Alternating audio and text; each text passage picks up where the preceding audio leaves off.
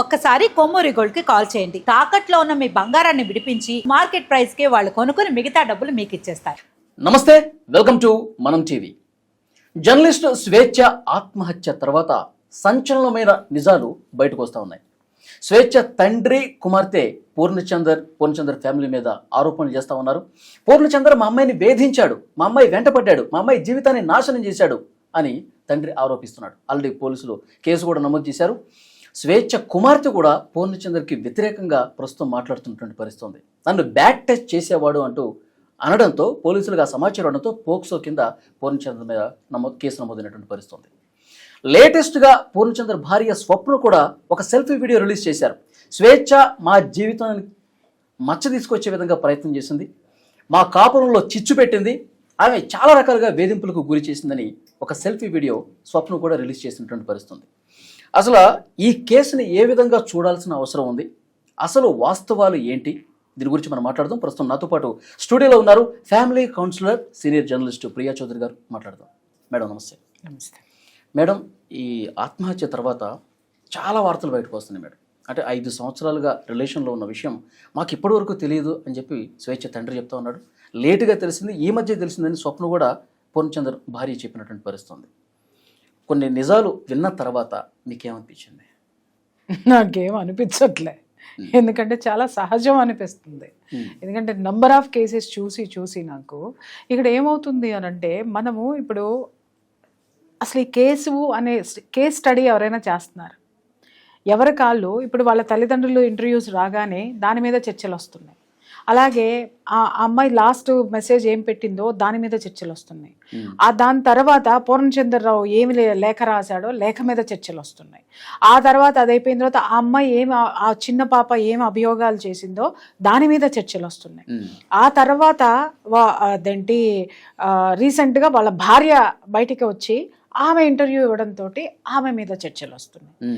అసలు వీటన్నిటినీ కలిపి ఒక విశ్లేషణ అనేటటువంటిది మనం చెయ్యాలి. ఈరోజు చేయకుండా ఉంటారని నేను అనను, కానీ ఏంటి అనంటే లోతైనటువంటి విశ్లేషణ జరిగి తీరాల్సిందే. ఇక్కడ ఎప్పుడు కూడా మీడియా ఏంటి అనంటే ఆ సంఘటన జరిగినప్పుడు మాత్రమే one side of the coin అది చూసి దాని మీద చర్చలు జరిపి వార్తలు ఇచ్చేసి సైలెంట్. అంటే ఈ రోజు వరకు మీడియా వన్ సైడ్ చూపిస్తుందని ఆబ్వియస్లీ అండి.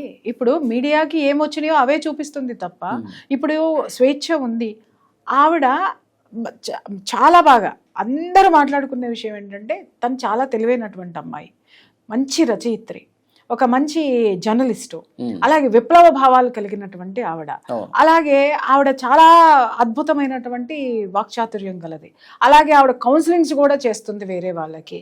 సో ఎన్ని అద్భుతమైనటువంటి లక్షణాలు, మంచి లక్షణాలు కూడా కాదు, అద్భుతమైనటువంటి లక్షణాలు ఉన్నటువంటి ఒక మహిళ, అద్భుతమైనటువంటి లక్షణాలు కలిగినటువంటి మహిళ ఆత్మహత్య ఎందుకు చేసుకుంది అనే దాని మీద ఫస్ట్ ఫోకస్ చేద్దాం. నేను కూడా కలిసి వర్క్ చేశాను మేడం, ఒక శాటిలైట్ ఛానల్లో 1 సంవత్సరం పాటు కలిసి వర్క్ చేశాను. చాలా బాగా మాట్లాడేది, ధైర్యంగా ఉంటుంది, ఏదన్నా నమ్మింది చాలా బలంగా చెప్తుంది. అలాంటి ఆమె సూసైడ్ చేసుకుందంటే నాకు కూడా కొంచెం ఆశ్చర్యం అనిపించింది. నేను ఇప్పుడు అదే అంటున్నా, మీరు ఎందుకు ఆశ్చర్యపోతున్నారు? ఇప్పుడు మీరు సంవత్సరం ఉన్నారు ఆమెతోటి, నేను లేను, బట్ నాకు చాలా కారణాలు కనిపిస్తున్నాయి. మీ అందరికి ఎందుకు కనిపించట్లేదు? మీరు ఏం చూసారు ఆమెను సంవత్సర కాలం? చెప్పండి, మీ విశ్లేషణ చెప్పండి. అంటే ఆఫీస్కి రావటం, మాట్లాడటం ఆ సబ్జెక్ట్ వరకే, పర్సనల్స్ తెలియదు కదా. ఎగ్జాక్ట్లీ, మనకి ఎదురుగుండా ఏది కనిపిస్తుందో దాన్ని మనం పోర్ట్రేట్ చేస్తాం. ఎదురుగుండా ఒక మనిషి మనకి చిరాకు పడుతూ కనిపిస్తాడు, మనం అతనికి ఏం ముద్ర వేసేస్తాం? వీడు కోపిష్టి, అసలు వీడు మనిషే కాదు. కానీ వెనక వాడి వ్యక్తిత్వం ఇంకొకటి ఉంటుంది. ఆ వ్యక్తిత్వాన్ని మనం చూడం, ఎందుకంటే ఆ వ్యక్తిత్వంలోకి వెళ్ళే ఓపిక లేదు, తీరిక లేదు, అవసరం కూడా లేదు. మనకి ఏ విధంగా పోర్ట్రేట్ కాబడుతుందో దాని మీద మాత్రమే మనము కాన్సన్ట్రేట్ చేస్తాము, దాన్ని మాత్రమే విశ్లేషించడం అనేది జరుగుతుంది. తను ఏంటి అంటే సమాజంలోకి వచ్చినప్పుడు సమాజంలో తన పాత్ర ఏంటో తను పోషించింది. అర్థమైందండి? ఎవరైనా అంతే, నేనైనా అంతే, మీరైనా అంతే. ఆఫీస్ వరకు మీరు ఎలా ఉంటే ఈ ఆఫీస్లో మీరు ఉంటారో, ఎలా ఉండాలో ఆఫీస్ రూల్స్ ప్రకారం, అలాగే చుట్టూ ఉన్నటువంటి కొలీగ్స్ తోటి ఎలా మసలాలో అదే మసులుతారు. మీ లోపల కోపం ఉన్నా, మీ లోపల దుఃఖం ఉన్నా, మీ లోపల డిప్రెషన్ ఉన్నా, మీ లోపల అసంతృప్తి ఉన్నా కూడా పైకి ఏ విధంగా కనిపిస్తారు? ఓకే, ఆఫీస్లో మన పని మనం చేసుకొని వెళ్ళిపోవాలి అంతే. అది ఆ పనికి ఏ విధమైన ఎమోషన్ అవసరం ఆ ఎమోషన్ తోటి అంతే, చేస్తారు. అంతే, yes. అవునా? ఇప్పుడు తను చేసింది కూడా అదే. ఉమ్, ఈ సమాజంలో నేను ఎలా ఉంటే హైలైట్ అవుతాను, ఏది ఏ లక్షణాలని నేను చూపిస్తే, ఏ లక్షణాలని ఏ లక్షణాలని నేను ఇక్కడ యాప్ట్ అవుతాను వాటి ద్వారా అనేటటువంటిది మీడియాలో ఉండాల్సింది ఏంటి? గట్స్. మీడియాలో ఉండాల్సింది ఏంటి? వాక్చాతుర్యం. మీడియాకి కావాల్సింది ఏంటి? నాలెడ్జ్. అవన్నీ తను సాధించుకుంది, కానీ తన వ్యక్తిగత జీవితంలో ఏం కావాలో తనకి తెలియలేదు. ఓకే, తనకి తెలియలేదు. అలా అలా తనకి గైడ్ చేసే వాళ్ళు కూడా లేరు అంటాను నేను. ఇప్పుడు మన పేరెంట్స్ తప్పిదం ఏమన్నా కనిపిస్తుంది అంటారా? 200% ఉందండి. ఇక్కడ నన్ను విభేదిస్తారేమో కానీ, అంటే వాళ్ళు చెడ్డవాళ్ళని నేను మాట్లాడట్లా. ఎందుకు అనంటే వాళ్ళు కూడా ఉద్యమంలో ఉన్నారు, వాళ్ళు ఉద్యమకారులు, సామాజికవేత్తలు. ఈ సామాజికవేత్తలందరికీ కూడా ఎలా ఉంటుందంటేనండి, సమాజం యొక్క బాధ్యతలు విపరీతంగా ఉంటాయి వాళ్ళకి. అంటే ఒక కాజులోకి వెళ్ళిపోతాయి. ఇప్పుడు నేనైనా అంతేనండి, ఫ్యామిలీ కౌన్సిలింగ్స్ ఉన్నాయి, నాకు ఇంకొకటి ఉంది 100 పనులు ఉంటాయి. మీరు నమ్ముతారా, నా ఇంట్లో నేను ఇచ్చే టైం చాలా కొంచెం, కానీ ఒక్కొక్కసారి నాకు మమ్మాయి ఒత్తిడికి గురవుతుంది, నాకు అది తెలిసిపోతుంది, స్ట్రెస్ అవుతుంది అనగానే మీరు నమ్మండి నమ్మకపోండి, నాకు ఎంత లాభం ఉన్న పని అయినా సరే అది పక్కన పెట్టేసేసి తన కోసం నేను ఇంట్లోనే ఉంటా. ఓకే, కాబట్టి మీకు తెలిసింది అది. ఎగ్జాక్ట్లీ. ఆ డిప్రెషన్ నుంచి తను బయటికి వచ్చిన తర్వాత అట్లా నేను ఎన్నో పెద్ద పోస్టులే వదులుకున్నానండి, తను వదిలేసి వెళ్ళాల్సి వస్తుంది అని చెప్పేసి. కనీసం ఇక్కడ ఉంటే ఫోన్ చేయగానే వెళ్ళి అందుబాటులో ఉంటా నేను, ఇక్కడ ఉండి పని చేస్తే. అలాగే తను ఏదైనా ఒక డిప్రెషన్లోనో బాధలోనో ఉందంటే తన నడవడిక, తను తినే ఫుడ్ నాకు తెలిసిపోతుంది, ఎప్పుడు ఇష్టంగా మాట్లాడే మాట, తన హావభావాలు. ఇమ్మీడియట్గా ఏమైంది అని 1-2 సార్లు అడుగుతా, తను చిరాకు పడినా లేకపోతే చెప్పడానికి ఇష్టం లేకపోయినా వెంటనే అన్ని పనులు మానేసుకుని అన్ని క్యాన్సిల్ చేసేసుకుని ఎవ్వరికీ కనపడను, ఫస్ట్ మా అమ్మాయికే కనిపిస్తాను. కనిపించి కూడా ఉండి తను కొంచెం కూల్ అయ్యేంత వరకు తను ఫ్రెండ్షిప్ చేసుకొని తనకేం ఇష్టమో ఇచ్చుకుంటూ, తను అలా షాపింగ్కి తీసుకెళ్ళే లేకపోతే ఇంకెక్కడికైనా తీసుకెళ్ళి, లేదంటే తనకి ఏది ఇష్టమో అది ఆర్డర్ చేసి తెప్పించి తినిపించి నార్మల్కి తీసుకొచ్చిన తర్వాత అప్పుడు అడుగుతాను, ఏంటి తల్లి ఏమైంది అని. తను ఏదో చెప్తుంది, తను కాలేజ్లో ఏదన్నా జరిగిందా, లేకపోతే ఫ్రెండ్స్తో ఏదన్నా జరిగిందా, లేకపోతే తను ఏదన్నా ఫీల్ అయిందా, లేకపోతే తనకి ఏదన్నా ఫిజికల్ ప్రాబ్లమా, లేకపోతే ఏ ప్రాబ్లం. అప్పుడు కూర్చున్న తర్వాత నాకు చేతనైతే నా పరిధిలో ఉన్నదాన్ని నేను సాల్వ్ చేస్తాను. లేదు అనుకోండి వాళ్ళ ఫాదర్కి చెప్తాను, వాళ్ళ ఫాదర్ కూర్చుని చేసే ప్రయత్నం అయితే చేస్తారు. మా ఇద్దరి మధ్య లేదు అని అనుకున్నప్పుడు నాకు ఐ హ్యావ్ ఫ్రెండ్స్, సైకియాట్రిస్టులు ఉన్నారు, సైకాలజిస్టులు ఉన్నారు, వాళ్ళ యొక్క ఆలోచన కూడా తీసుకుంటా. ఏమంటే తను ఇలా ఉంటుంది, వాళ్ళు చెప్తారు, అమ్మా ఈ ఏజ్లో ఇలా ఉంటుంది, హార్మోన్స్ ఇంబ్యాలెన్స్ ఉంటుంది, ఇలా చేయండి. అలా చేసి తను మళ్ళీ నవ్వుతూ తుళ్ళుతూ తన మనసులో ఏమీ లేదు అని నేను నిర్ధారించుకున్న తర్వాత అప్పుడు నేను బయటకు వస్తా. తను బయటకు వచ్చిన తర్వాత నేను బయటకు రావడం ఖచ్చితంగా ఉంటారు. అలా చేస్తున్నా కూడా వాళ్ళల్లో చాలా మైనస్లు, చాలా ఖళీలు ఉంటాయి. ఇంకా అంటే ఎప్పుడూ కూడా వర్కింగ్ ఉమెన్, నేను సంప్రదాయాలు అన్నింటినీ గొప్పవి అని నేను అన్నాను, కానీ కొన్ని అద్భుతమైనటువంటిది. ఎందుకండి ఆడదాన్ని ఇంటికే పరిమితం చేశారు? ఎందుకు అనంటే తను ఆ సంసారాన్ని కేర్ తీసుకోవడానికి, పిల్లలకి ఒక కేర్ తీసుకునేటటువంటి ఎనర్జీ అవసరము. మనం పెళ్ళైతే చేసుకున్నాం కదా, పెళ్లి చేసుకున్నప్పుడు బిడ్డల్ని కంటున్నాం కదా, మనము విపరీతమైనటువంటి పనుల్లో సమాజాన్ని ఉద్ధరించుకుంటూ వెళ్ళిపోతూ పిల్లల్ని వదిలేస్తే పిల్లలు సమాజంలో వ్యక్తులు కాదా? కానీ సమాజానికి మనం పిల్లల్ని త్యాగం చేసి సమాజానికి మంచి చేస్తున్నామని అనుకుంటున్నాం. మన పిల్లలకు అన్యాయం జరిగినప్పుడు ఈ సమాజం మనకి ఏమన్నా తిరిగిస్తుందా చెప్పండి? అలాగని నేను సమాజానికి చెయ్యొద్దు అని చెప్పట్లేదు. ఇందాక నేను చెప్పా, నా పాపకి ఏదైనా ఉంది అనంటే అది ఎంత పెద్దదైనా సరే, ఎంత ఇదైనా సరే, నాకు తనకి డిస్టెన్స్ వస్తుంది అని అంటే అది ఎంతదైనా వదిలేసుకుంటాను. మేడం, స్వేచ్ఛ తండ్రి ఒక ఇంటర్వ్యూలో చెప్పారు, నేను ప్రజా ఉద్యమంలో ఉన్నా, ప్రజల కోసం పనిచేస్తా ఉన్నా, నా కూతురు నేను కొన్ని సందర్భాల్లో మిస్ అయ్యాను, కానీ నా కూతురు ఒకసారి డైవర్స్ అయినప్పటికీ కూడా దాన్ని సెట్ చేసే బాధ్యత మేము తీసుకున్నప్పుడు కూడా ఎక్కువ కాలం నేను ప్రజల్లోనే గడపాల్సినటువంటి పరిస్థితి ఉంది. నాకు నా కుటుంబము, నా పిల్లల కంటే నాకు అది పెద్దది కనిపించింది, దాని ముందు ఇది చాలా చిన్నగా అనిపించింది. మరి ఇప్పుడు ఈ దుఃఖం, ఈరోజు పాపం ఆయన ఏదైతే ఫేస్ చేస్తున్నారో ఆయన చూస్తుంటే నిజంగా బాధ అనిపిస్తుంది. ఎందుకంటే సమాజం కోసం తన జీతాన్ని అన్నిటినీ వెచ్చించారు ఆయన. చివరికి బిడ్డను కూడా త్యాగం చేసి వాళ్ళు ప్రజా జీవితంలో ఉన్నారు. ఇవాళ దుఃఖం ప్రజలు తీసుకుంటున్నారా, ఆయన తీసుకుంటున్నారా? ఇవాళ పోగొట్టుకున్నది ఎవరండి? పోగొట్టుకున్నది ఎవరు? మనకి మనం పని చేస్తున్నామంటే మన మీద చాలా రుద్దబడతాయి, గుర్తుపెట్టుకోండి. ఆయన ఏమన్నారు, ప్రజా జీవితం నాకు పెద్దదిగా కనిపించింది అని అన్నారు. కనిపించడానికి కారణం ఏంటంటే మరి మిగిలిన వాళ్ళందరినీ ఎందుకు పెట్టలేదు, ఈయన్ని ఎందుకు పెట్టారంటే ఈయన అన్నిటినీ త్యాగం చేసి రావడానికి సిద్ధంగా ఉన్నాడు ఆయన. అందుకే ఈయన ఎంచుకున్నారు కాబట్టి ఆయన బలైపోయాడని మాట్లాడతాను నేను. ఎవరే ఎన్ని ట్రోల్స్ అయినా చేయండి, ఎన్ని కౌంటర్లు అయినా ఇవ్వండి, ఎందుకంటే తన వ్యక్తిగత జీవితం ఆయన కోల్పోయాడు. అలాగే ఎవరి వ్యక్తిగత జీవితం, ఆయన వ్యక్తిగత జీవితంలో తన బిడ్డ జీవితం అనేటటువంటిది ఒకటి ఉన్నది. ఆయనకి ఎన్నోసార్లు అనిపించి ఉండొచ్చు కదా, పోరాటంలో ఉన్నప్పుడు నా బిడ్డ ఎక్కడుందో, ఏం చేస్తుందో గుర్తొచ్చినప్పుడు ఆ బాధ ఆయనలో ఉండి ఉండొచ్చు కదా. అంటే దానికంటే కూడా జనం ఎక్కువ అని ఆయన మా బ్రెయిన్ లో ఫీడ్ చేసిన వాళ్ళు ఎవరు? ఓకే, అంటే ఆయన బాధ్యత విస్మరించాడు అన్నది ఇక్కడ క్లియర్ గా కనిపిస్తుంది. 200% నేను చెప్తానండి. ఎందుకంటే జనం జనం జనం అని మీరు వెళ్ళారు, మీరు చేశారు, జనం బాగుపడ్డారు, కాదని అనటం లేదు. కానీ మీ బిడ్డకి ఏం జరిగింది ఇక్కడ? ఇక్కడ ఈ అమ్మాయి 24 hours కూడా డిప్రెషన్ లో ఉండడానికి కారణాలు ఏంటి? ఎవరైనా చెప్పగలరా? ఎవరైనా చెప్పగలరా? చెప్పండి. అది తనకు మాత్రమే తెలుసు. ఎందుకో చెప్తాను వినండి. సంవత్సరం బిడ్డప్పుడే ఆయనకి బాధ్యతలు, ఆ భార్యకి బాధ్యతలు వచ్చేసి జనజీవనంలోకి వెళ్ళి ఆ పుట్టినటువంటి బిడ్డని వాళ్ళ అన్నకి ఇచ్చేశారు. వాళ్ళు చాలా బాగా చూసుకుని ఉండొచ్చండి, కాదని అన్నట్ల. కానీ సొంత తల్లిదండ్రుల దగ్గర పెరిగినటువంటి పిల్లల యొక్క ప్రవర్తన, వేరే వాళ్ళ దగ్గర పెరిగినటువంటి పిల్లల ప్రవర్తన ఎప్పుడు ఇన్సెక్యూర్గా ఉంటుంది. తల్లిదండ్రుల దగ్గర ఉన్నటువంటి పిల్లలు చాలా వరకు సెక్యూరిటీగా ఉంటారు. చాలా వరకు, అన్నీ అని నేను చెప్పాను. చాలా వరకు సెక్యూరిటీగా ఎందుకు ఉంటారంటే వాళ్ళ భావాల్ని ఓపెన్గా చెప్తారు. నాకు ఇది ఇష్టం లేదు, నేను ఇక్కడ ఉండను, నేను చేయను, నాకు అది కావాలి, నాకు ఇది కావాలి. ఆ కమాండింగ్ పేరెంట్స్ దగ్గర ఉన్నంత వేరే వాళ్ళ దగ్గర ఉండదు. అక్కడ అన్ని అడ్జస్ట్మెంట్స్ తోటే బ్రతకాల్సి వస్తుంది, ఉన్నదాంతోటే సంతృప్తి చెందాల్సి వస్తుంది. ఆ పూర్ణచందర్ రాసినటువంటి లేఖలో ఒక మాట నేను ప్రస్తావిస్తాను. ఏంటి అనంటే, నేను నా తల్లిదండ్రులకి దూరంగా పెరిగాను, ఒంటరిగా ఉన్నాను, నేను నా బిడ్డను అలా చేయను, నా బిడ్డకి నేను ఎప్పుడూ తోడుగా ఉంటాను అని చెప్పింది అని రాశాడు. అంటే ఆ ఒక్క వాక్యంలో అర్థం చేసుకోండి, షీ మిస్డ్ హర్ చైల్డ్హుడ్. తన చైల్డ్హుడ్ వాళ్ళ పేరెంట్స్ తోటి మిస్ అయ్యింది. ఆ మిస్ అయినటువంటి అసంతృప్తి దాంట్లో ఎన్నో ఉంటాయి ఒక ఆడపిల్లకి, ఎన్నో ఉంటాయి. ఏమండి, ఆమె లేదు కాబట్టి మనకి తెలియదు. ఉండి ఉన్నట్లయితే ఇక్కడ ఇంకొక విషయం, ఆమె చేసిన పెద్ద మైనస్ ఏంటి అని అంటే, ఇప్పుడు వాళ్ళ ఫాదర్ ఎలా ఆలోచించారో తను కూడా అదే ఆలోచించింది. ఇంత పెద్ద ప్రపంచాన్ని నేను ఉద్ధరిస్తున్నాను, నేను చాలా గొప్పదాన్ని, చాలా తెలివిగలదాన్ని, చాలా ఇది, నేను ఇంకొకళ్ళ దగ్గరికి ఎందుకు వెళ్ళాలి కౌన్సిలింగ్కి?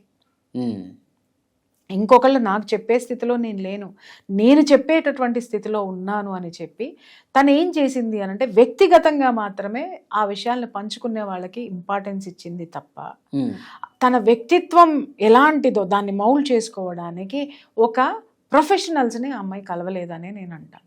కలిసి ఉండి ఉన్నట్టయితే తను ఆ డిప్రెషన్ ఇంత లాంగ్ తీసుకురావాల్సిన అవసరం లేదు. ప్రతి ఒక్క వార్తలోనూ మనం వింటున్నాం ఏంటంటే, ఆ అమ్మాయికి డిప్రెషన్లో ఉండేది, డిప్రెషన్ ఉంది చాలా. పూర్ణచంద్ర రాసిన లేఖలో చూసాము, అలాగే వాళ్ళ పూర్ణచంద్రరావు మిసెస్ మాట్లాడిన దాంట్లో చూసాము. అలాగే తను డిప్రెషన్లో ఉండేది అని చెప్పేసి వాళ్ళ పాప కూడా చెప్పింది ఏంటి అని అంటే, స్లీపింగ్ టాబ్లెట్స్ వేసుకుంటుంది. అంటే ఇక్కడ చూడండి, సింపుల్ థింగ్, స్లీపింగ్ పిల్స్ వేసుకొని పడుకోవాల్సినంత స్థితికి ఆ అమ్మాయి వెళ్ళిపోయింది. అంటే తన మీద తను నియంత్రణ కోల్పోయింది. ఆ కోల్పోవడానికి కారణం ఏంటి అని అంటే, తనను అర్థం చేసుకునేటటువంటి ప్రపంచం, ఈ మనుషులు ఈ ప్రపంచంలో లేరు. అసలు తను ఏం అర్థం చేసుకోవాలి, తనకి ఏం కావాలి, తను ఎలా ఉండేది, ఎలా ఉండాలి అనేటటువంటి తనతో క్లోజ్గా ఉండేవాళ్ళు ఎవరైనా గమనించగలిగి ఉంటే అది బాగుంటుంది. ఇక్కడ మనందరం ఊహాగానాలతో మాట్లాడుకునే కంటే, నా విశ్లేషణ, నేను ఎన్నో కేసులు చేశాను కాబట్టి ఇవి ఎలా ఉంటాయి అనంటే, ఆ చిన్నప్పటి నుంచి తల్లిదండ్రుల నుంచి తనకి ఏదైతే ఎడబాటు ఉందో ఆ అసంతృప్తి పెరిగి పెరిగి పెరిగి తను ఎవరితోటి నిమిడి ఉండలేకపోయింది. ఎందుకు ఇక్కడ ఒక చిన్న పాయింట్, ఆమె తల్లిదండ్రుల నుంచి ప్రేమ దక్కలేదు, చిన్నప్పుడే అన్న వాళ్ళ దగ్గర ఫ్యామిలీలో వదిలిపెట్టేశారు. ఆమె ఆ లెటర్లో కూడా, పూర్ణచంద్ర రాసిన లేఖలో కూడా చాలా సందర్భాల్లో ఈ విషయం నాతో పంచుకుంది, బాధపడేది, ఏడ్చేది అని పూర్ణచంద్ర లేఖలో రాశాడు. మరి ఆత్మహత్య చేసుకునే సమయంలో ఇక్కడ తండ్రి లేడు, స్వేచ్ఛ పాపకి, తల్లి ఒక్కటే చూసుకునేటువంటి పరిస్థితి ప్రస్తుతం. మరి ఈమె కూడా తన కూతుర్ని ఒంటరిగా వదిలేసిన పరిస్థితి ఉంది కదా, తనకు కూడా అమ్మదనం కావచ్చు, ఆ తల్లిదండ్రుల ఆ ప్రేమ దూరం చేసి వెళ్ళిపోవటమే కదా. నేను ఇక్కడ అదే అడుగుతున్నానండి, తను చాలా ఇమ్మెచ్యూర్లో ఉంది వ్యక్తిగత జీవితంలో. ఓకే. వ్యవస్థకు సంబంధించిన విషయంలో తను చాలా ఎడ్యుకేటెడ్, తను చాలా గొప్పది, తను చాలా తెలివిగలది. కానీ వ్యక్తిగత జీవితానికి వచ్చేసరికి తను అన్ఎడ్యుకేటెడ్. ఓకే. నిజం చెప్తున్నా, తనకు తెలీదు తన జీవితాన్ని తను ఎలా మలుచుకోవాలనేటటువంటిది తెలియదు. ఒక సింగిల్ పేరెంట్గా జీవితం సాగించటం అనేది అతి భయంకరమైనటువంటి సవాలండి. విపరీతంగా నేను చెప్తున్నా, ఎన్నో ఒడిదుడుకులు ఎదుర్కోవాల్సి వస్తుంది. అప్పుడు ఏమనిపిస్తుంది అని అంటే, ఎప్పటికప్పుడు ఎవరో ఒకళ్ళని నన్ను చూసుకోవడానికి పెట్టుకోవాలి, నా కోసం ఉండే ఒక వ్యక్తి ఉండాలి. ఎందుకంటే చిన్నప్పటి నుంచి ఆ అమ్మాయిలో ఉన్న భావన, నా తండ్రి నాతో ఉంటే, నా తల్లి నాతో ఉంటే, నా తండ్రి నాతో ఉంటే, ఇలాంటి దాంట్లోనే ఆమె పెరుగుతూ ఎవరో ఒకళ్ళు తనకి ఏదైతే లేదో, తల్లిదండ్రుల ప్రేమ ఏదైతే లేదో, ఏదో ఒక రూపంలో నేను కోల్పోయాను అనే భావనలోనే తను ఉండి ఎప్పటికప్పుడు తన జీవితంలోకి వీళ్ళని ఆకర్షిస్తూ ఉంది. ఓకే. అంటే పూర్ణచంద్రతో రిలేషన్ని ఎట్లా చూస్తారు మేడం? ఆల్రెడీ అప్పటికి 2 సార్లు డైవర్స్ అయిందని మనకు సమాచారం. పూర్ణచంద్ర ఆల్రెడీ పెళ్ళి అయింది, పాప కూడా ఉంది వాళ్ళకి. ఇప్పుడు అలాంటి వ్యక్తితో సహజీవనం చేయటం అనేది ఈ కోణాన్ని ఎట్లా చూస్తారు? ఇది అబ్సల్యూట్ తప్పండి. నేను నిజం చెప్తున్నాను కదా. ఇప్పుడు మనం మాట్లాడొచ్చు, ఈ అమ్మాయి బలైపోయింది, వాస్తవమే. మరి ఈ అమ్మాయి పూర్ణచంద్రరావు మాయ మాటలే చెప్పాడు, నమ్మించాడు, అది కూడా నేను ఒప్పుకుంటా. ఎందుకంటే ఒక మగవాడు ఎన్నో చెప్తాడు, ఆడది కరిగిపోతుంది. కానీ ఇంత చదువుకున్న పిల్ల ఇంకొక ఆడపిల్ల జీవితాన్ని నేను నాశనం చేస్తానేమో, నా వల్ల ఒక కుటుంబం నాశనం అవుతుందేమో అని తను ఆలోచించలేకపోయిందా? ఆ సంసారంలో చిచ్చులు పెట్టిన దాన్ని అవుతానేమో అని ఆలోచించలేకపోయిందా? అరే, ఎవరి జీవితాన్నైనా సరే నాశనం చేసేసి నా వంతు జీవితం నేను గడపాలి అనేటటువంటి ఆలోచనలో తనుందా? తను ఉండి రిలేషన్షిప్ పెట్టుకుందా? ఇది ఆలోచించాల్సిన అవసరం. ఇప్పుడు ఇదే కేసు తన దగ్గరకు వస్తే కనుక కౌన్సిలింగ్ ఏమి ఇచ్చేది? పర్వాలేదమ్మా, ఆ భార్యను వదిలేసేసి వీడిని తెచ్చేసేసుకోమ్మా, పెళ్లి చేసేస్తానని చెప్పేదా? అదే భార్య ఈమె దగ్గరకు వచ్చి ఉంటున్నట్టయితే ఈమె ఏమని కౌన్సిలింగ్ ఇచ్చేది? ఎల్ని అమ్మ, అమ్మాయి ఖాళీగా ఉంది, ఈయన ఖాళీగా ఉన్నాడు, అమ్మాయి డిప్రెషన్లో ఉంది, మీ ఆయన పంపించాయని చెప్పుండుండేదా? కాదు కదా. ఒక్క నిమిషం ఇక్కడ ఏంటంటే ప్రాక్టికల్ థింకింగ్ లేకపోవడం.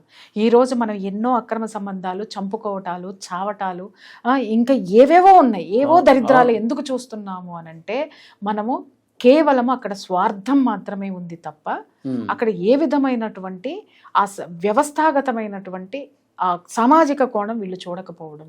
వాళ్ళు తను ఎందుకు ఆత్మహత్య చేసుకుందండి చెప్పండి? సమాజం అనేది తనకు అక్కర్లేదు, సమాజంలో ఎవరిని పట్టించుకోక్కర్లేదు, సమాజ సేవలోనే తను ఉంది. మరి చివరికి ఎందుకు ఆత్మహత్య చేసుకుంది అంటే, తను గెలవలేకపోతున్నాను అనేటటువంటి ఇన్ఫీరియారిటీ తోటి ఆత్మహత్య చేసుకుంది. ఒకటి, తల్లిదండ్రుల నుంచి సరైనటువంటి సపోర్ట్ లేకపోవడము. రెండవది ఏంటి అనంటే, ఎవరినైతే ఆ అమ్మాయి చూస్ చేసుకుందో ఏ ఒక్కరి దగ్గర తను స్వాంతన పొందలేకపోయింది. ఎందుకు పొందలేకపోయిందో కూడా చెప్తాను. ఇప్పుడు తను ఒంటరిగా పెరగడం వల్ల, తన నిర్ణయాలు స్వతంత్రంగా తీసుకోవడం వల్ల వచ్చినటువంటి వ్యక్తి ఆ స్వతంత్ర నిర్ణయాలను భరించి ఉండకపోవచ్చు. ఆ కారణాలు మనకు తెలియదు. విడాకులు తీసుకోవడం కూడా తన వ్యక్తిగత విషయం, అర్థమైందా? ఎవరి ఇష్టాలు వాళ్ళే అండి, ఎవరి వ్యక్తిగత విషయం. కానీ 1కి 2 జరిగాయి తన జీవితంలో. జరిగినప్పుడు 3వది కూడా తను ఫాల్స్ది ఎంచుకోవడం అనేది ఉంది, చూసారా? అది నిజంగా చెప్తున్నా, తన ఇమ్మెచ్యూరిటీకి ప్రతీక, ప్రామాణికం. అరే, నువ్వు మళ్ళీ డివోర్స్ అయిన వాళ్ళు ఎంతమంది లేరండి? డివోర్స్ తీసుకున్న వాళ్ళు ఎంతమంది లేరు? పెళ్లి కాని వాళ్ళు ఎంతమంది లేరు? లేదా బాధ్యతలు లేని వాళ్ళు ఎంతమంది లేరు? నీకు ఒక పర్సన్ కావాలి అనుకున్నప్పుడు అతను చెప్తున్నాడు 2009 నుంచి మా పరిచయం ఉందన్నారు. అంటే దాదాపు ఎన్ని సంవత్సరాలు ఉంది వాళ్ళ పరిచయము? ఇప్పటికే మనం 16 ఏళ్ళు. 16 ఏళ్ల పరిచయంలో అతను పెళ్లి అవ్వటం అనేది కూడా వీళ్ళ పరిచయం తర్వాత అతనికి పెళ్లి అయ్యి ఉంటుంది. తనకు తెలుసు కదా, అమ్మాయికి తెలుసు కదా పెళ్లి అయిన వ్యక్తితోటి అతగాడు ఈ మధ్య కాలంలోనే మాకు శారీరక సంబంధం అనేటటువంటిది ఏర్పడింది అని చెప్తున్నాడు. మరి ఇద్దరు స్నేహితులుగా ఉన్నప్పుడు అతను అమ్మాయికి డిప్రెషన్ కి సంబంధించినటువంటి ట్రీట్మెంట్స్ ఎందుకు ఇప్పించలేదు ఒక స్నేహితుడిగా? సరే, అతగాడు ఆ అమ్మాయి అందానికా లేకపోతే ఆ అమ్మాయికి సంబంధించిన స్వార్థంతోటో అతను వాడుకున్న తన యొక్క విచక్షణ ఎందుకు కోల్పోయింది? ఈ వస్తువు నాది కాదు, ఇతను వేరే పెళ్లి చేసుకున్నటువంటి వ్యక్తి, నా బిడ్డకి తండ్రి అవుతాడా లేదా? ముందు అది కదా ఆలోచించాలి. వాళ్ళ పాప ఆ పిల్ల ఆరోపణలు కూడా అవే ఉన్నాయి, ఏంటంటే నన్ను బ్యాడ్ టచ్ చేసేవాడు అని. ఏది నమ్మాలి ఈరోజు మనము? మా అమ్మకి చెప్పినా కూడా తండ్రి కదమ్మా అలా పట్టుకుంటాడులే, తండ్రి ప్లేస్ కదమ్మా అని నాకు చెప్పేది అంటుంది. ఇక్కడ నాకు ఒక్కటి ఏమి ఆలోచిస్తున్నాను నేను అనంటే, ఒక తల్లి ఒక కూతురి యొక్క బాధను అర్థం చేసుకోలేనంత డిప్రెషన్లో ఆమె ఉందా? లేకపోతే ఇంత గొప్ప మనిషి, ఇంత తెలివిగల అమ్మాయి, ఇంత మంచి జర్నలిస్టు, ఆ విప్లవ భావాలు కలిగినటువంటి ఆవిడ ఆ కూతుర్లో ఉన్నటువంటి బాధని, ఆ పెయిన్ని, ఎదుటివాడిలో ఉన్నటువంటి రాక్షసత్వాన్ని లేదా కోరికని పసిగట్టలేకుండా ఉంది అంటే మనం ఏ కోణంలో ఈ అమ్మాయిని అర్థం చేసుకోవాలి? చచ్చిపోయింది కాబట్టి మనం చెడు మాట్లాడకూడదు అంటారు, కానీ ఇలాంటి కేసులు చాలా ఉన్నాయి కాబట్టే తనను ఉదాహరణగా తీసుకొని నేను మాట్లాడుతున్నాను తప్ప ఎవరిని ఇక్కడ బాధ పెట్టాలనే ఉద్దేశం. మేడం, పూర్ణచంద్ర భార్య స్వప్న సెల్ఫీ వీడియో కూడా మీరు చూసుంటారు. ఆమె ఈ కేసులో అనవసరంగా ఇరికిస్తా ఉన్నారని చెప్పి మాట్లాడుతూ ఉంది. చాలా సందర్భాల్లో స్వేచ్ఛ ఫోన్ చేసి మమ్మల్ని వేధింపులకు గురి చేసింది. నా భర్తతో నేనుంటే ఆయన ఎందుకు బయటకు తీసుకెళ్ళావు ఆమెని, స్వప్న నువ్వు ఎందుకు బయటకు తీసుకెళ్ళావు, అక్కడి నుంచి వచ్చేసే, నా దగ్గరకు వచ్చేసే, ఇలా ఫోన్లు చేసి మాట్లాడిందని చెప్పి స్వప్న చెప్తా ఉంది. వీళ్ళ కూతురు పూర్ణచంద్ర, స్వప్న కూతురు ఒకసారి స్వేచ్ఛ దగ్గరికి వెళ్తే నన్ను అమ్మ అని పిలవమ్మా అని చెప్పి స్వేచ్ఛ అన్నదని చెప్పి ఈ వీడియోలో ఈమె కూడా చెప్తా ఉంది. ఎలా చూస్తారు? ఎలా చూడటం ఏముంది, ఇక్కడ ఆ అమ్మాయి యొక్క తలకాయ లేని తనం కూడా ఇక్కడ కనపడట్లేదా? ఎప్పుడైతే వీళ్ళిద్దరికి శారీరక సంబంధం ఉందని అమ్మాయికి తెలిసిందో ఇమ్మీడియట్ గా అమ్మాయి పంచాయతీ ఎందుకు పెట్టలేదు? కౌన్సిలింగ్ అనేది ఎందుకు చేయలేదు? ఏమంటే ఇన్ని గొడవలు జరిగినప్పుడు మరి మీడియాలో ఎవరికి తెలియదా? అందరూ ఎందుకు నోరు మూసుకుని కూర్చొని ఉన్నారు? ఇవాళ తప్పు ఒకవైపు ఎందుకు వేస్తున్నారు? లేదా తప్పు ఒక వర్గం ఏమో ఈ అమ్మాయిదే తప్పు అని ఎందుకు మాట్లాడుతున్నారు, ఒక వర్గం ఆ అబ్బాయి తప్పు అని ఎందుకు మాట్లాడుతున్నారు? అరే గొడవలు జరిగినాయి అన్నారు, పంచాయతీలు జరిగినాయి అన్నారు. పంచాయతీలు జరుగుతున్నప్పుడు, గొడవలు జరుగుతున్నప్పుడు ఈ సంబంధాన్ని అదేంటి సమర్థించింది ఎవరు? ఈ సంబంధానికి ఆమోదం తెలిపింది ఎవరు? అరే చుట్టూ ఉన్నటువంటి ఫ్రెండ్స్ చెప్పేటటువంటి బుద్ధి లేదా ఫ్రెండ్స్కి కూడా?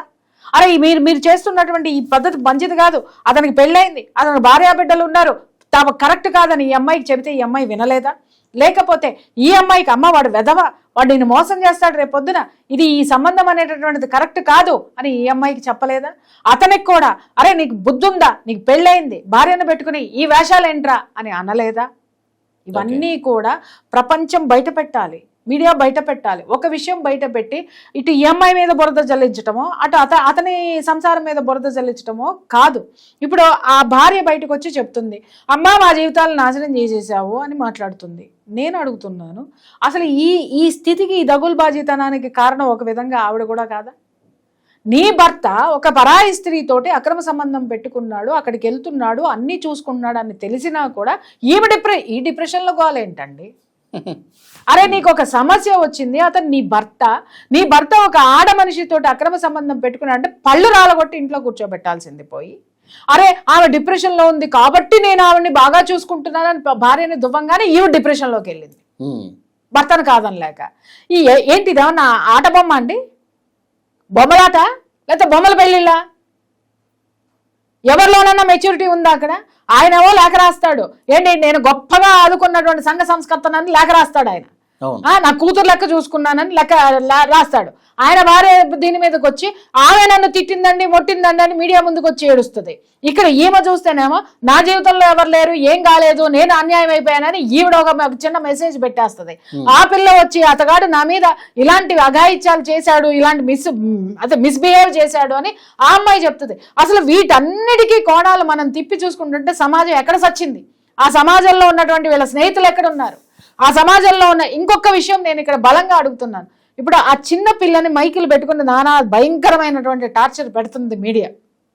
పక్కన పెడితే ఆ అమ్మాయి చెప్తున్నది ఆ తల్లికి చెబితే వినలేదు అని చెప్తుంది. ఎప్పుడైనా అమ్మమ్మ తాతయ్యలకి చెప్పింది ఆ అమ్మాయి, తల్లి చెబితే వినలేదు, అమ్మాయి బాధపడింది.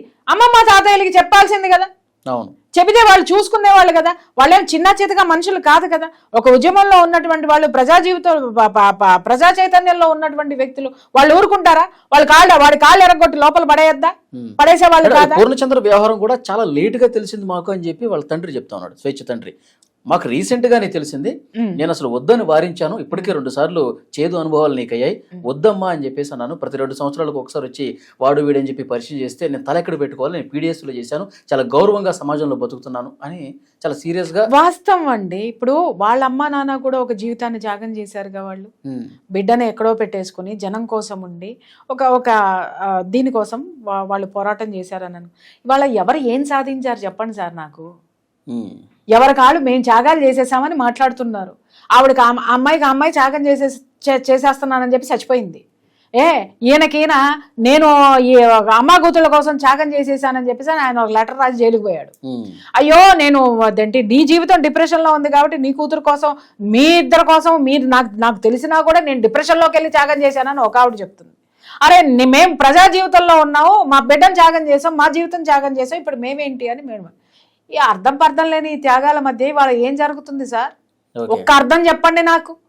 వీళ్ళందరి త్యాగాల్లో ఎవరు బాగుపడ్డట్టు? కరెక్ట్. ఎవరెవరిని బాగు చేసినట్టు? అంత పెద్ద వాస్ట్ సమాజాన్ని బాగు చేసిన వాళ్ళు సొంత కూతురు జీవితాన్ని బాగు చేసుకోలేకపోయినారే అంటే కూతురు తెలియగలదా, లేకపోతే వీళ్ళు ఎమోషనల్ మాయలో పడిపోయినారా? అంటే స్వేచ్ఛ స్వేచ్ఛ స్వేచ్ఛ అంటే ఎంతవరకు స్వేచ్ఛను ఇచ్చేశారు?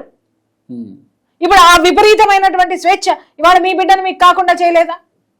వీళ్ళు ఎన్నో పోరాటాలు చేసి ఉంటారు, ఎన్నో సమస్యలు చూసి ఉంటారు, ఎన్నో ఇది చేసి ఉంటారు. చివరికి ఏం జరిగింది సార్? వాళ్ళు ఇవాళ మీ సమాజం ముందు దీని కింద నిలబడలేదా? ఏం ఆలోచిస్తున్నాం మనం చేసే పనికి ఒక అర్థం ఉండాలండి. జనం కోసం త్యాగం చేసేసామని అంటున్నారు, రైట్. ఆ త్యాగాన్ని నీ బిడ్డ అర్థం చేసుకుందా? వాళ్ళు చేసిన 200% కరెక్టే. వాళ్ళు ఒక గొప్ప పనికి శ్రీకారం చుట్టుకున్నప్పుడు నీ బిడ్డ అర్థం చేసుకుందా మీ త్యాగాన్ని? నా తల్లిదండ్రులు గొప్ప సమాజం కోసం పాటు పడుపుతున్నారు కాబట్టే నాకు ఆ మాతృత్వాన్ని ఇవ్వలేదు, వాళ్ళ ఎఫెక్షన్ నేను పొందలేకపోయాను, కానీ ఎంతో మందికి వాళ్ళ జీవితాన్ని ఇచ్చారని ఈవిడ గర్వంగా బ్రతికిందా? డిప్రెషన్లోకి ఎందుకు వెళ్ళింది అమ్మాయి? కూతుర్ని కౌన్సిలింగ్ చేయలేని స్థితిలో వాళ్ళు ఉన్నారు ఈరోజు. వాళ్ళు కౌన్సిలింగ్ చెయ్యలేని స్థితి ఆ పిల్లకి దాటిపోయింది. ఏం చెప్దాం సార్ ఇవాళ ఎన్ని మాట్లాడుకున్నా? ఓకే మేడం, కరెక్ట్గా ఏ పాయింట్ దగ్గర వీళ్ళు కొంత ఆలోచన చేసి ఉంటే ఈ కుటుంబాలు ప్రస్తుతం ఈ పరిస్థితికి వచ్చి ఉండేది కాదని మీరు భావిస్తున్నారు? ఫస్ట్ థింగ్ అండి, నేను మీకు ఇందాకే చెప్పాను, మా అమ్మాయి ఏమాత్రం కొంచెం అటు ఇటు ఉన్నా అన్ని పనులు పక్కన పెట్టేసి నేను మా అమ్మాయి కోసం ఉంటా. అయినా మా అమ్మాయి బోల్డ్ని కంప్లైంట్లు చెప్తుంది నా మీద. అయినా అంటే పిల్లలు మన ప్రజెన్స్ని ఎంత కోరుకుంటున్నారు, సమాజానికే మన జీవితాన్ని అనుకున్నప్పుడు మనం అన్ని త్యాగం చేసేసేయాల్సినటువంటి పరిస్థితి ఉంటుంది సార్. పొసలపల్లి సుందరయ్య గారు పిల్లలే వద్దనుకున్నాడు ఉద్యమం కోసం. అలాగని ప్రియా చౌదరి నువ్వు ఇలా ఎలా మాట్లాడతావు, నీకు సిగ్గుందా బుద్ధుందా అని మాట్లాడితే అది వాళ్ళ విచక్షణకి నేను వదిలేస్తాను. ఒక్కసారి మనసుతో మనం ఆలోచించుకొని సింహావలోకనం చేసుకుందాం. ఒక బిడ్డని కని సమాజంలో ఎవరికో అప్పచెప్పి సమాజం బాధ్యత మనం తీసుకున్నాము అంటే ఈరోజు నీ బిడ్డ ఆత్మకి నువ్వు సమాధానం చెప్పగలవా? అలాగే ఆ అమ్మాయి అతగాడు రాసిన లేఖలో రాసినట్టుగా నా బిడ్డను నేనే చూసుకోవాలి, నా బిడ్డ పక్కనే నేను ఉండాలన్న ఆవిడ శాశ్వతంగా ఈ ప్రపంచాన్ని వదిలి ఎందుకు వెళ్ళిపోయింది? ఆ బిడ్డ పరిస్థితి ఏంటి? నిజం చెప్తున్నాను కదా, వీటన్నిటిలో విక్టిమ్ ఎవరు అనంటే స్వేచ్ఛ తల్లిదండ్రులండి. వాళ్ళకి ఈ వయసులో ఏ బిడ్డనైతే చూసుకోక వదిలేసి ప్రజా జీవితంలోకి ఉన్నారో ఇప్పుడు సేద తీరాలి, విశ్రాంతి తీసుకోవాల్సినటువంటి టైంలో వాళ్ళకి మళ్ళీ ఇంకొక పోరాటం స్టార్ట్ అయింది. ఆ బిడ్డ బాధ్యత.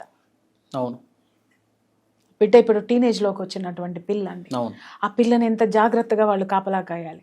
ఆ తల్లి యొక్క ఆ భావంలో ఆ బిడ్డ మీద పడకుండా, ఆ ఎమోషన్స్ ఆ బిడ్డ మీద పడకుండా వాళ్ళు మళ్ళీ ఏ బాధ్యతనైతే వాళ్ళు వదిలేశారో ఇవాళ ఆ బాధ్యత వాళ్ళ మీద పడింది ఈ వయసు. మనవరాల రూపంలో వాళ్ళు ఎగ్జాక్ట్లీ ఏదైతే వాళ్ళు వదిలేశారో అదే సార్ లా ఆఫ్ అట్రాక్షన్. ఏదైతే నువ్వు వదిలేసావో అది ఈ వయసులో నువ్వు మోయాల్సి వచ్చింది. అదే ఆ రోజున మీ పోరాటాల మధ్యలోనే మీ స్థితిలోనే మీ బిడ్డను కూడా మీతో పాటు ప్రయాణం చేయించి ఉన్నట్లయితే కనుక వాళ్ళ పరిస్థితులు ఏంటో ఇంకా క్లియర్గా మనకి చెప్పలేదు. ఉంటే గనక ఆ పిల్ల మిమ్మల్ని అర్థం చేసుకునేది, ఇంత డిప్రెషన్లోకి వెళ్ళేది కాదు, ఇంత స్థితిలో ఉండేది కాదు. ఇంకొకటి స్వేచ్ఛ అనేటటువంటి పేరు పెట్టారు, స్వేచ్ఛాయుతమైనటువంటి జీవితం గురించి మాట్లాడుతున్నారు. అటువంటి వ్యక్తే ఆమెతోటి మాట్లాడారు, 2 సంవత్సరాలకు ఒకసారి ఒక భర్తను ఎట్లా పరిచయం చేస్తాం, మేము ఎలా యాక్సెప్ట్ చేయాలి అని. మరి బిడ్డ ఎంతమందిని కోరుకున్నా ఇచ్చేటటువంటి తత్వం ఆయనలో ఎందుకు లేదు? తండ్రి. అక్కడ తండ్రి సార్. ఏ తల్లిదండ్రులు ఆడపిల్లలకి చెప్తున్నాను గుర్తుపెట్టుకోండి, వాళ్ళు ఎంత గొప్ప స్థితిలో ఉన్నా కూడా పిల్లల దగ్గరకు వచ్చేసరికి వాళ్ళ జాగ్రత్తలు వాళ్ళ బాబోగులు ఖచ్చితంగా వాళ్ళకి ముఖ్యం. నా బిడ్డ బాగుండాలనే చూస్తారు కానీ విచ్చలవిడిగా తిరగమని చెప్పి ఏ తల్లిదండ్రులు ఎంతటి వాళ్ళైనా చెప్పరు. ఎస్, అందరు తల్లిదండ్రులు. వాళ్ళకి ప్రతి ఒక్కళ్ళలో మోరల్స్ అనేది ఉంటుంది సార్. ప్రతి ఒక్కళ్ళు సమాజానికి కట్టుబడి ఉంటారు సార్. ఉపన్యాసాలు వేరు, పోరాటాలు వేరే, వాళ్ళ కోసం, మన కోసం కాదు, గుర్తుపెట్టుకోండి. యా, మన విషయానికి వచ్చేసరికి మనము సామాన్యమైన తల్లిదండ్రుల్లాగానే ఆలోచిస్తాము. వాళ్ళు చెప్పలేదా ఫస్ట్ పెళ్ళి, ఆయన క్లియర్గా చెప్తున్నారు, ఒక పెళ్లి చేసుకునేటప్పుడే నేను చెప్పాను అతను నీకు తగినవాడు కాదమ్మా అని. మరి మన ఉద్యమాల్లో ఏం చెప్తామో, కులాన్ని చూడకూడదు, ఏమీ చూడకూడదు, నచ్చితే కనుక చేసుకోవాలి అని చెప్తాం.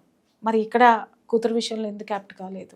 ఎందుకు అనంటే ఆయన ఒక తండ్రి కాబట్టి సమాజం యొక్క శ్రేయస్సును ఎలా కోరుకున్నాడో కూతురు శ్రేయస్సును కూడా అలాగే కోరుకున్నాడు కాబట్టి. ఎస్, అది తను అర్థం చేసుకోలేదు. తనేమనుకుంది, మీరు నన్ను చూడలేదు, నాకు అతను నచ్చాడు అంటే ఒక మొండితనం ఆ అమ్మాయిలో వచ్చి ఉండిపోయింది. మీరు చూడండి అమ్మాయి, నేను చాలా విషయాలు విన్నాను ఆ అమ్మాయి గురించి, చాలా విన్నాను. అవన్నీ మనం మీడియా ముందు మాట్లాడుకోలేం. ఇవాళ ఒక పూర్ణచంద్రరావుది తప్పనలేం, పూర్ణచంద్రరావు భార్యది తప్పనలేం, తల్లిదండ్రులది తప్పనలేం, స్వేచ్ఛది తప్పనలేం. అన్నీ కలిపి మాట్లాడుకుంటే అందరి యొక్క పాత్ర కూడా దీంట్లో ఇన్కంప్లీట్గానే ఉంది. ఎస్, చాలా బాగా చెప్పారు madam. Thank you very much Priya Chaudhary గారు.